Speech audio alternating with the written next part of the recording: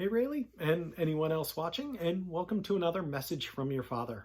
Continuing through Genesis today, and three more chapters, which puts us at 13, 14, and 15 of Genesis. We've been watching, I was going to say watching and looking. Anyway, we've been reading about Noah and his sons, or his grandsons. So we looked at the Tower of Babel, we looked at Noah's story, and now we are continuing to look at Abram and where he's going from Noah's line. So with Abram, we're going to look at him and his nephew Lot, and actually where they separate. So we talked about them being joined yesterday, and then we're going to see their separation today because they are getting too big for the space that they're filling. We're also going to see Abram rescuing Lot, and then finally God's covenant with Abram. So all of that again in chapters 13, 14, and 15. So chapter 13. So Abram went up from Egypt to the Negev with his wife and everything he had, and Lot went with him. Abram had become very wealthy in livestock and in silver and gold. From the Negev he went from place to place until he came to Bethel, to the place between Bethel and Ai, where his tent had been earlier and where he had first built an altar. There Abram called on the name of the Lord. Now Lot, who was moving about with Abram, also had flocks and herds and tents, but the land could not support them while they stayed together, for their possessions were so great that they were not able to stay together, and quarreling arose between Abram's herdsmen and the herdsmen of Lot. The Canaanites and Perizzites were also living in the land at that time. So Abram said to Lot, let's not have any quarreling between you and me, or between your herdsmen and mine, for we are brothers. Is not the whole land before you? Let's part company. If you go to the left, I'll go to the right. If you go to the right, I'll go to the left. Lot looked up and saw the whole plain of the Jordan was well watered, like the garden of the Lord, like the land of Egypt toward Zoar. This was before the Lord destroyed Sodom and Gomorrah.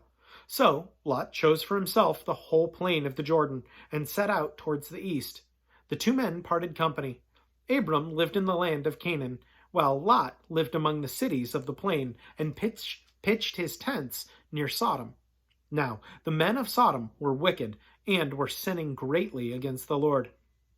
The Lord said to Abram after Lot had parted from him, "Lift up your eyes from where you are and look north and south, east and west. All the land that you see I will give to you and your offspring forever. I will make your offspring like the dust of the earth, so that if anyone should count the dust, then your offspring could be counted. Go, walk through the length and breadth of the land, for I am giving it to you." So Abram moved his tents and went to live near the great trees of Mamre at Hebron, where he built an altar to the Lord. Chapter 14. At this time, Araphel, the king of Shinar, Arok, the king of Elasar, Kedorlaomer, king of Elam, and Tidal, king of Goyim, went to war against Bera, king of Sodom, Birsha, king of Gomorrah, Shinab, king of Admah, Shebmer, king of Zeboim, and the king of Bela, that is Zoar. All these latter kings joined forces in the valley of Siddim, the Salt Sea. For 12 years they had been subject to Kedorlaomer, but in the 13th year they rebelled. In the 14th year, Kedorlaomer and the kings allied with him went out and defeated the Rephaites in Ashtoreth, Canaim, the Zuzites in Ham, the Emites in Shaveh Kithraim, and the Horites in the hill country of Seir, as far as El Paran near the desert. Then they turned back and went to En-Meshpat, that is Kadesh, and they conquered the whole territory of the Achalites, as well as the Amorites who were living in Hazazeron Tamor. Then the king of Sodom, the king of Gomorrah, the king of Admah, the king of Zeboim, and the king of Bela, that is Zoar, marched out and drew up their battle lines in the valley of Siddim against Kedorlaomer, king of Elam, Tidal, king of Goyim, Amraphel, king of Shinar, and Arioch, king of Elasar, 4 kings against 5. Now the valley of Siddim was full of tar pits, and when the kings of Sodom and Gomorrah fled, some of the men fell into them, and the rest fled into the hills. The 4 kings seized all the goods of Sodom and Gomorrah and carried off their food. Then they went away. They also carried off Abram's nephew, Lot, and his possessions, since he was living in Sodom. One who had escaped came and reported this thing to to Abram the Hebrew. Now Abram was living near the great trees of Mamre the Amorite, a brother of Eshcol and Aner, all of whom were allied with Abram. When Abram heard that his relative had been taken captive, he called out the 318 trained men born in his household and went in pursuit as far as Dan. During the night, Abram divided his men to attack them, and he routed them, pursuing them as far as Habra near Damascus. He recovered all the goods and brought back his relative Lot and his possessions, together with the women and the other people. After Abram returned from defeating Chedorlaomer and the kings allied with him, the king of Sodom came out to meet him in the valley of Shaveh, that is, the king's valley. Then Melchizedek, king of Salem, brought out bread and wine. He was priest of God Most High, and he blessed Abram, saying, "Blessed be Abram by God Most High, creator of heaven and earth, and blessed be God Most High, who delivered your enemies into your hand." Then Abram gave him a tenth of everything. The king of Sodom said to Abram, "Give me the people and keep the goods for yourself." But Abram said to the king of Sodom, "I have raised my hand to the Lord, God Most High, creator of heaven and earth, and taking an oath that I will accept nothing belonging to you, not even a thread or a thong of a sandal, so that you will never be able to say, 'I made Abram rich.' I will accept nothing but what my men have eaten, and the share that belongs to the men who went with me, to Aner, Eshcol, and Mamre. Let them have their share." Chapter 15. After this, the word of the Lord came to Abram in a vision. "Do not be afraid, Abram. I am your shield, your very great reward." But Abram said, "O sovereign Lord, what can you give me, since I remain childless, and the one who will inherit my estate is Eleazar of Damascus?" And Abram said, "You have given me no children, so a servant in my household will be my heir." Then the word of the Lord came to him, "This man will not be your heir, but a son coming from your own body will be your heir." He took him outside and said, "Look up to the heavens and count the stars, if indeed you can count them." Then he said to him, "So shall your offspring be." Abram believed the Lord, and he credited it to him as righteousness. He also said to him, "I am the Lord, who brought you out of Ur of the Chaldeans, to give you this land to take possession of it."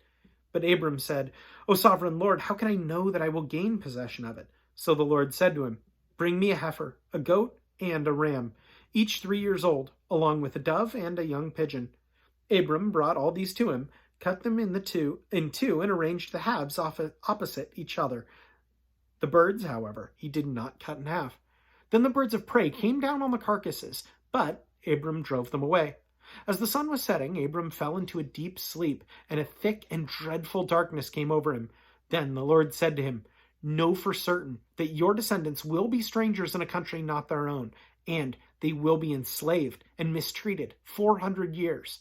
But I will punish the nations they serve as slaves, and afterward they will come out with great possessions. You, however, will go to your fathers in peace and be buried at a good old age.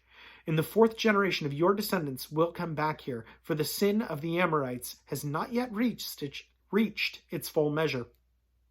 When the sun had set and the darkness had fallen, a smoking firepot with a blazing torch appeared and passed between the pieces. On that day the Lord made a covenant with Abram and said, "To your descendants I give this land, from the river of Egypt to the great river, the Euphrates, the land of the Canaanites, Kenizzites, Kadmonites, Hittites, Perizzites, Rephaites, Amorites, Canaanites, Girgashites, and Jebusites." So I think this is what stood out to me with this was just that Abram probably didn't know what was going to happen after him and Lot separated. And I think that just reminded me that we just don't know what God has in store for us. Now, we know it's the best, but it may not always seem like the best. I mean, Lot looked at the land and he saw, hey, all of that land looks great. This side doesn't look so great. I'm going to take the good stuff. And I mean, Abram's not blind, so he must have seen that the land that he was getting wasn't as profitable. But he trusted God, and he knew God's going to take care of me, whatever that looks like. Maybe I'll get just enough to get by, or Maybe I know that I'm going to be more taken care of. Well, God does that, but infinitely more, saying, hey, your offspring are going to be blessing the entire earth. All nations will be blessed because of you and through you. And then proceeds to tell him more of what that's going to look like. So we don't always know exactly when we go through hardships what the outcome of that is going to be. Maybe it's going to turn out to be more like Abram, where, hey, he was even able to rescue Lot, his nephew, when he didn't even know that that hardship was going to be experienced. Or maybe it's going to take a little bit longer. But I think it's so important to trust regardless of the outcome, because we're not always going to know the outcome right away. And we may never know the outcome. But we trust God, and just as it was with Abram, it was counted to him as righteousness, so it will be counted to us as righteousness as well. And that's what we're called to do, is to have faith. Anyway, Rayleigh, know that I love you, and I will be praying for you. And yeah, I just love you tons. Anyway, as always, I will talk to you tomorrow. Love you so much.